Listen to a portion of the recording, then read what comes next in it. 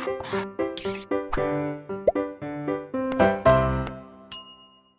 Everyone, welcome back to blueprint digital. जिन्होंने अभी तक इस चैनल को सब्सक्राइब नहीं करा है, प्लीज़ चैनल को सब्सक्राइब करें। ये वीडियो आपको पसंद आती है तो इसे लाइक करें और अपने फ्रेंड्स के साथ शेयर करें। मैं हूँ आपकी science teacher Shalini ma'am. Welcome back to blueprint digital again. मैं अपनी नेक्स्ट वीडियो के साथ आई हूँ। इससे पहले हम कर चुके हैं कि फूड रिसोर्सेज के इम्प्रूवमेंट के लिए, मैनेजमेंट के लिए हमारे को क्या रिक्वायरमेंट होती है, क्यों करना चाहिए, टाइप्स ऑफ क्रॉप्स के बारे में पढ़ा था फर्स्ट वीडियो में। सेकेंड वीडियो में हमने क्रॉप वेराइटी इम्प्रूवमेंट के बारे में पढ़ा था। देन क्रॉप प्रोडक्शन मैनेजमेंट के बारे में पढ़ा था। नाउ थर्ड वीडियो है इसके ऊपर क्रॉप प्रोटेक्शन मैनेजमेंट, कि क्रॉप की हम प्रोटेक्शन कैसे कर सकते हैं। ठीक है, तो बेसिकली क्रॉप को प्रोटेक्शन चाहिए किस चीज़ से? क्रॉप को बेसिकली प्रोटेक्शन चाहिए होती है पेस्ट से। ये पेस्ट क्या चीज़ होती है पहले तो हम ये समझेंगे। So crop get infestated by variety of pest. बहुत सारे पेस्ट से क्रॉप जो होती है वो इन्फेस्टेटेड का मतलब है उनसे इन्फेक्ट हो जाती है या उनका असर आ जाता है उसके ऊपर। अब पेस्ट क्या है? वीड्स हैं। वीड्स एक तरह के अनवांटेड प्लांट हैं जो मेन क्रॉप के साथ ग्रो करते हैं। क्रॉप्स तो होती ही होती हैं, साथ में एक ऐसे अननेसेसरी प्लांट्स भी ग्रो करने लग जाते हैं। आपने मोस्ट ऑफ द टाइम हमारी रूफ्स पे भी देखा होगा, जो टेरेसेस होते हैं वहाँ पर छोटे छोटे प्लांट्स साइड में कॉर्नर्स में ग्रो करने लग जाते हैं। Those are called weeds. Insects, they are also pest. Mites, rodents and disease is caused by bacteria and fungi. So bacteria and fungi भी पेस्ट के अंदर इंक्लूड होते हैं। तो ये सारी जो भी ऑर्गेनिजम्स हैं इन सबको हम कंबाइन करके कहते हैं पेस्ट। तो हमारी जो क्रॉप होती है इन सारे पेस्ट से इन्फेस्टेटेड हो सकती है। अब इन सबको हमें दूर करने के लिए, इन सबको हमें रिमूव करने के लिए हम यूज़ करते हैं पेस्टिसाइड्स का। पेस्टिसाइड्स है क्या? Chemical used to kill pest. Pest को किल करने के लिए जो हम केमिकल का यूज़ करते हैं उसे हम कहते हैं पेस्टिसाइड्स। पेस्टिसाइड्स आगे फर्दर वेराइटी में डिवाइडेड है। जैसे इंसेक्ट्स को किल करने के लिए हम यूज़ करते हैं इंसेक्टिसाइड का। वीड्स को किल करने के लिए हम यूज़ करते हैं वीडीसाइड्स का। फंजाई को किल करने के लिए हम यूज़ करते हैं फंजीसाइड का। तो these are different kind of pesticides. आजकल जो है ऑर्गेनिक हमारे जो हैं ये सब यूज़ किए जाते हैं। ऑर्गेनिक इंसेक्टिसाइड्स यूज़ किए जाते हैं, फंजीसाइड यूज़ किए जाते हैं ताकि हमारी क्रॉप्स को हार्म ना हो। अब प्रिवेंटिव मेथड्स क्या है कि पेस्ट हमारी क्रॉप्स को इन्फेक्ट ना करे, इनसे हम कैसे बच सकते हैं, कैसे हम प्रिवेंट कर सकते हैं इन सब चीज़ों से। Use of resistant variety of crops. हम ऐसी वेराइटी क्रॉप्स की चूज़ करें जो कि इनसे इन्फेक्ट नहीं होती। हमने क्रॉप वेराइटी मैनेजमेंट के अंदर जो इम्प्रूवमेंट के अंदर हमने पढ़ा था, उसके अंदर हमने पढ़ा था कि क्रॉप की हमें ऐसी वेराइटी चूज़ करनी चाहिए। इसीलिए हम हाइब्रिडाइजेशन कराते हैं ताकि जो क्रॉप्स जो होती हैं, जो डिजीज़ रेजिस्टेंट होती हैं, वो दूसरी क्रॉप के साथ क्रॉसिंग ओवर करा के एक नई वेराइटी डेवलप करी जा सके। तो हमारे को वो वेराइटीज़ क्रॉप की चूज़ करनी चाहिए जो डिजीज़ रेजिस्टेंट होती हैं। Then selection of correct time of sowing of crop. हमारे को जो करेक्ट टाइम होता है, अप्रोप्रिएट टाइम होता है, सही टाइम होता है क्रॉप्स को सो करने का, वो हमारे को चूज़ करना चाहिए। ठीक है, ताकि ये सारी चीज़ें, ये पेस्ट सारे उनको इन्फेक्ट ना करें। Then crop rotation and multiple cropping. Crop की रोटेशन करके और मल्टीपल क्रॉपिंग ग्रो करके, ये मेथड हम अब पीछे पढ़ चुके हैं। तो ये दोनों मेथड बहुत हेल्पफुल रहते हैं हमारे को पेस्ट से सेव करने के लिए। Then clean cultivation. Cultivation should be very clean. Clean cultivation का मतलब क्या है? क्रॉप्स जो होती हैं, जब सीड्स को सो किया जाए, उन्हें अच्छी तरीके से अच्छी वैरायटी के सीड्स होने चाहिए। फिर उसके बाद जब क्रॉप हार्वेस्ट हो जाती है, उन्हें स्टोर करते हैं तो भी उन्हें बिल्कुल ड्राई करके क्लीन प्लेस में अच्छी तरह से पैक एंड पैकेज करके उसको स्टोर करना चाहिए। तो ये सारी क्लीन कल्टीवेशन के अंदर आती है। Then summer ploughing. हमें जो प्लोइंग है फील्ड की वो समर के टाइम पे करनी चाहिए। उस टाइम पे अगर हम प्लो करते हैं तो ये सारे जो इन्फेक्शंस होते हैं पेस्ट की वजह से, इससे बचा जा सकता है। तो these are the preventive method we can use to prevent from pest. Okay students, तो फर्स्ट है इसके अंदर वीड्स। वीड्स बेसिकली होते क्या है, मैंने थोड़ा सा ब्रीफ इंट्रोडक्शन दिया था आपको कि वीड्स वो अनवांटेड प्लांट होते हैं जो मेन कल्टीवेटेड क्रॉप के साथ ग्रो करने लग जाते हैं। ये प्लांट्स हमारे को नहीं चाहिए होते हैं, पर अनवांटेड प्लांट ग्रो कर जाते हैं और इफेक्ट करते हैं मेन क्रॉप को। अब आप कहोगे मेन क्रॉप को ग्रो कर रहे हैं तो करने दीजिए, क्या फ़र्क पड़ रहा है? फ़र्क ऐसे पड़ता है, हर प्लांट जो भी ग्रो करता है उसको स्पेस चाहिए, न्यूट्रिशन चाहिए सॉइल में से, वाटर चाहिए, सनलाइट चाहिए। तो जो मेन क्रॉप है अगर उसका ये पार्ट अपने पास लेकर यूज़ करने लगे तो क्या होगा, मेन क्रॉप इफेक्ट होगी नहीं होगी। जो न्यूट्रिएंट्स मेन क्रॉप के पास सारे जाने चाहिए थे वो न्यूट्रिएंट्स उसमें से ये भी ले रहा है, वाटर ये ले रहा है, सनलाइट ये ले रहा है, तो क्या होगा, हमारी मेन क्रॉप इफेक्ट होगी ना। तो इस तरीके से जो वीड्स होते हैं ये हमारी मेन क्रॉप को इफेक्ट करते हैं। So these are the unwanted plant in the cultivated plant which grow along with the main crop. अब इसका एग्जाम्पल है ज़ैंथियम, घोकरू, पार्थीनियम, गाजर घास etcetera. These are the example of weeds. Harmful effect क्या है इनके? They compete for food, space and light. अब ये जो मेन क्रॉप होती है उसके साथ किस चीज़ों के लिए compete करते हैं? फूड के लिए, स्पेस के लिए, लाइट के लिए। जो सनलाइट उसको मिलनी चाहिए, अगर इनकी हाइट जो है उनकी मेन क्रॉप से ज़्यादा हो गई तो वो मेन क्रॉप को कवर कर लेंगे, सनलाइट मेन क्रॉप तक नहीं पहुँच पाएगी। फॉर एग्जाम्पल हमारी जो मेन क्रॉप है उन प्लांट्स की हाइट छोटी है और ये जो वीड्स हैं इनकी हाइट ज़्यादा लंबी है, तो जो सनलाइट ऊपर से आ रही है वो किनको मिलेगी, वीड्स को मिलेगी, मेन क्रॉप उसमें हाइड हो जाएंगी। ऐसे ही अगर इनकी रूट्स ज़्यादा स्प्रेड हो रही है और मेन क्रॉप की रूट्स कम स्प्रेड हो रही है तो ये ज़्यादा न्यूट्रिशन ले लेंगे, वाटर ज़्यादा एब्जॉर्ब करेंगे सॉइल के अंदर से। तो these are the harmful effect, जिसकी वजह से this is very important point, ठीक है, कि हार्मफुल इफेक्ट क्या होते हैं वीड्स के। So they compete for food, space and light. वो फूड के लिए, स्पेस के लिए और लाइट के लिए मेन क्रॉप से कम्पीट करने लग जाता है। Weeds take up the nutrients and reduce the growth, जितने न्यूट्रिएंट्स होते हैं सॉइल में से वो लेने लग जाता है, and degrade the quality of the crop, और क्रॉप की क्वालिटी को खराब करना शुरू कर देता है। भाई जब क्रॉप को न्यूट्रिएंट नहीं मिल रहे, सनलाइट नहीं मिल रही, वाटर नहीं मिल रहा, तो क्या होगा, क्रॉप की क्वालिटी डिग्रेड हो जाएगी। तो this is the reason. Then methods of weed control. Weeds को हम कंट्रोल कैसे कर सकते हैं? सबसे पहला होता है मैकेनिकल मेथड। मैकेनिकल मेथड होता है कि हम फिजिकली हाथ से उसको अलग कर दें, अपरूटिंग, उन वीड्स प्लांट्स को हम अपरूट कर दें, हाथों से निकाल कर, खोद कर निकाल कर थ्रो कर दें अलग, बर्न करके उनको। प्लोइंग वीड्स को प्लो करके, ठीक है, खुरपी होती है, खुरपी जिसको कहते हैं, उससे उनको निकाल कर और कर दें, और फिर प्लो हल चला दें उनके ऊपर। तो इस तरीके से, ताकि वो सॉइल के अंदर बिल्कुल मल्च हो जाए। तो इस तरीके से मैकेनिकली, मतलब बाय हैंड जो हम कर सकते हैं, ये सारे मेथड होते हैं उनको।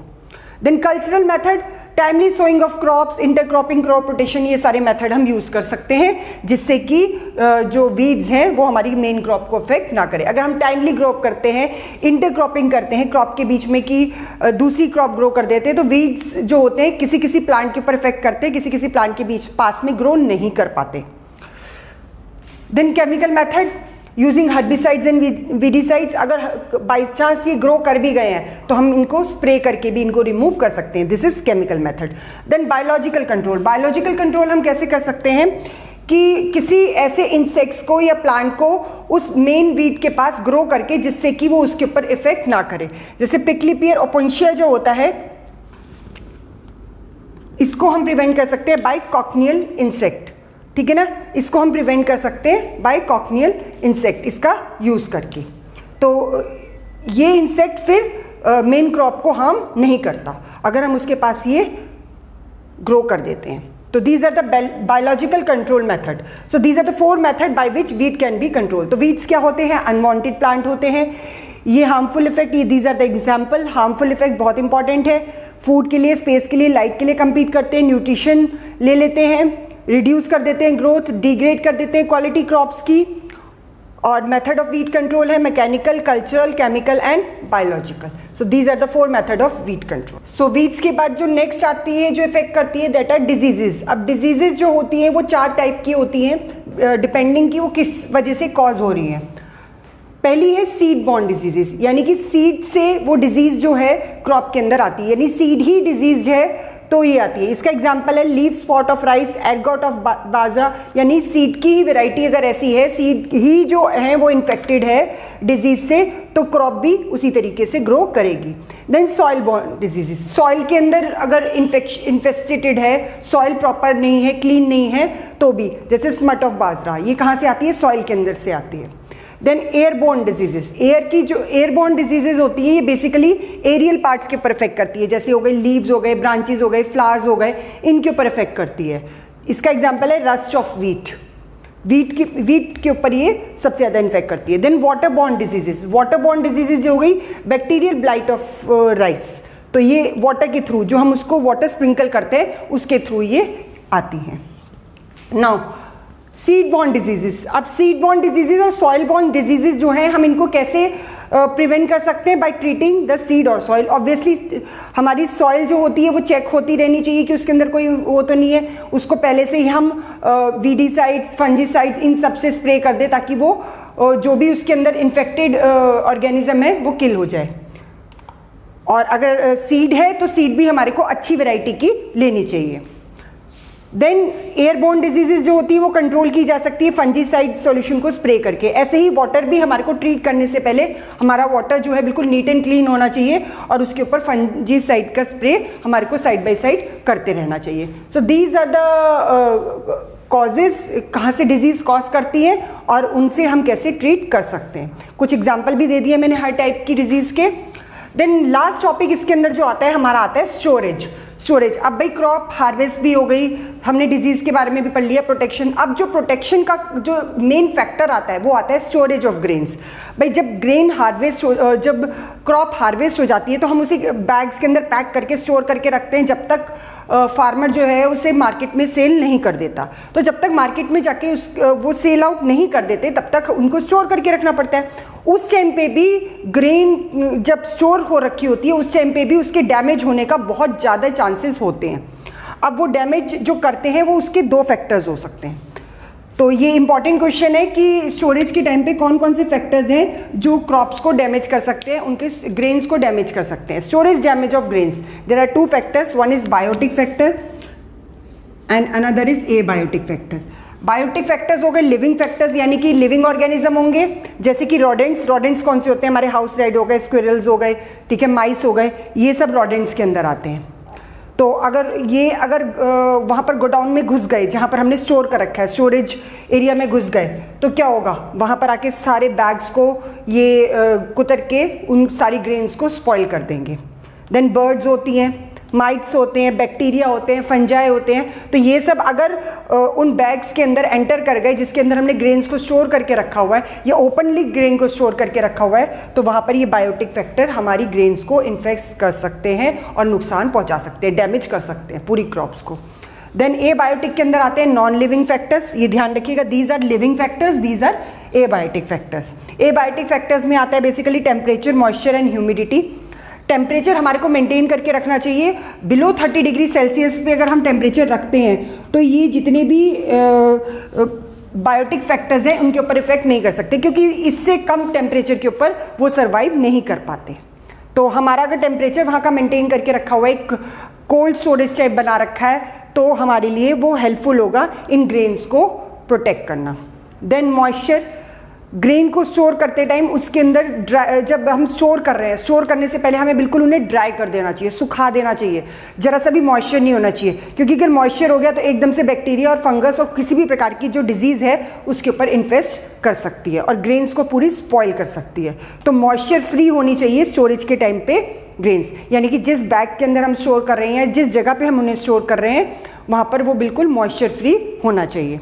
देन ह्यूमिडिटी नहीं होनी चाहिए वहाँ पर। So these are the factors which are responsible for the damage of the stored grains.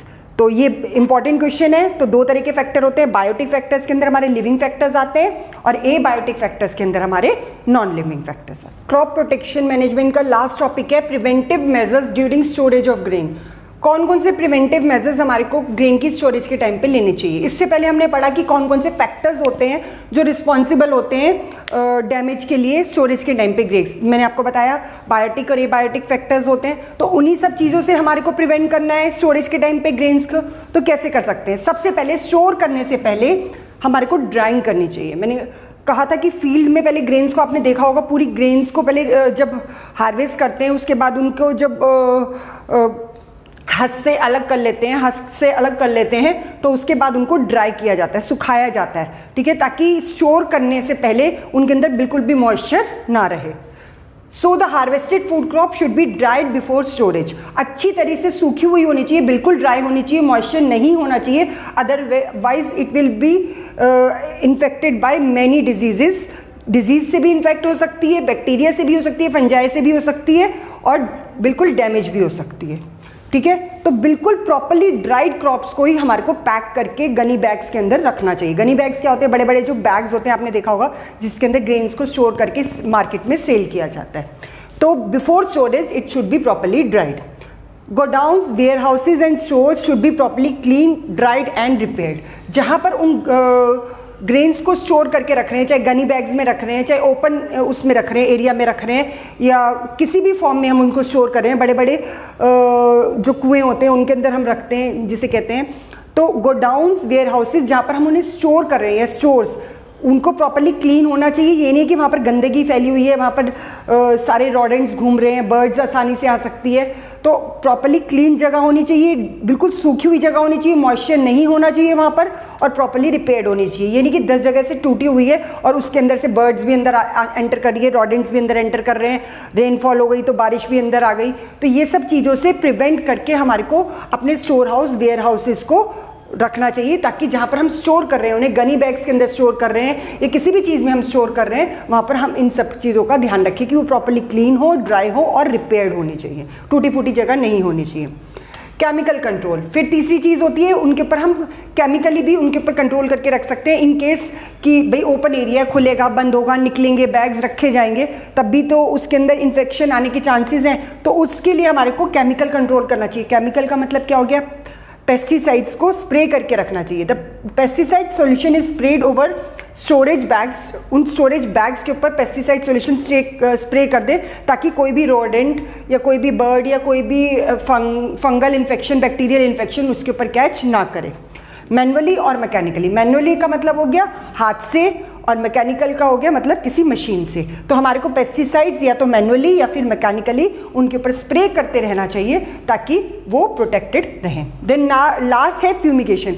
आप लोगों ने देखा होगा अगरबत्ती में से फ्यूम्स निकलते हैं, तो इस तरीके का एक केमिकल होता है, एक तरह का, जिसमें से टॉक्सिक फ्यूम्स निकलते हैं जो इंसेक्ट्स को डिस्ट्रॉय कर देता है। मच्छर को भगाने के लिए हम यूज़ करते हैं कछुआ छाप, आपने देखा है बहुत सारे घरों में, पर वो भी हमारे लिए भी थोड़ा सा, अगर हम इनहेल कर लें तो हमारे लिए भी हार्मफुल होता है। तो ऐसे ही जो गुड नाइट होती है उसमें से फ्यूम्स निकलते हैं, ताकि मच्छर, जो मॉस्किटोज़ हैं वो चले जाएं या ना आए हमारे आसपास। उसके लिए इसी तरह का एक होता है सब्सटेंस जिसे हम कहते हैं फ्यूमिगेंट्स। तो उसको वहाँ पर बर्न कर दिया जाता है। उसमें से जब फ्यूम्स निकलते हैं तो उसकी वजह से इंसेक्ट्स जो है वो डिस्ट्रॉय हो जाते हैं, और ऐसे सब्सटेंस को हम कहते हैं फ्यूमिगेंट्स, और इस प्रोसेस को हम कहते हैं fumigation. The pesticides which can destroy insects by forming toxic fumes, वो पेस्टिसाइड जो इंसेक्ट्स को डिस्ट्रॉय कर सकते हैं टॉक्सिक फ्यूम्स बनाकर, उन्हें हम कहते हैं fumigants, and the process is called fumigation, और इस प्रोसेस को हम कहते हैं fumigation. So these are the 4 important preventive measures we should take, and this is very important question. Please mark it important.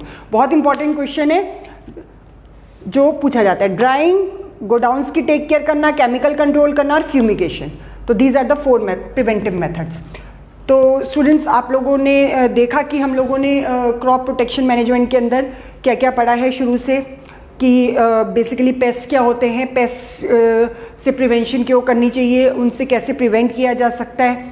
फिर फर्दर वीड्स के बारे में पढ़ा, बायोटिक एबायोटिक फैक्टर, फिर स्टोरेज ऑफ क्रॉप्स के जो फैक्टर्स इफेक्ट करते हैं, और स्टोरेज ऑफ क्रॉप्स को हम कैसे प्रिवेंट कर सकते हैं। So this was the third technique which we use for the better food resources, management of food resources. So this is the third one, crop protection management. इससे पहले हम crop variety improvement पढ़ चुके हैं, crop production management पढ़ चुके हैं, now this is crop protection management. So यहाँ पर हमारे improvement in food resources वाला जो उसका ये वाला पार्ट है, जो crop से related पार्ट है, ये हमारा कवर अप होता है। अब नेक्स्ट में हम आएंगे एनिमल हस्बेंड्री में। तो नेक्स्ट वीडियो में मैं आपको एनिमल हस्बेंड्री के बारे में बताऊंगी, जिसके अंदर हम कैटल्स को कवर करेंगे, फिश को कवर करेंगे, पोल्ट्री एनिमल्स को कवर करेंगे और बीज को कवर करेंगे। तो ये 4 टॉपिक्स हैं, उसके अंदर हमारे को कवर करने, उनकी वेराइटीज़ के बारे में पढ़ेंगे, उनकी प्रिवेंशन, उनको कैसे हमारे को रियर करना चाहिए, जो भी उनसे रिलेटेड कॉन्सेप्ट्स हैं उनके बारे में हम डिस्कशन करेंगे। सो अगर इस वीडियो से रिलेटेड आपकी कोई भी क्वायरी हो, आप मेरे को कमेंट सेक्शन में लिखकर भेज सकते हैं। That's all for this video. Thank you, have a nice day, take care, and please do like this video. Please like करिए इसको, एंड अपने फ्रेंड्स के साथ शेयर करें। Bye bye.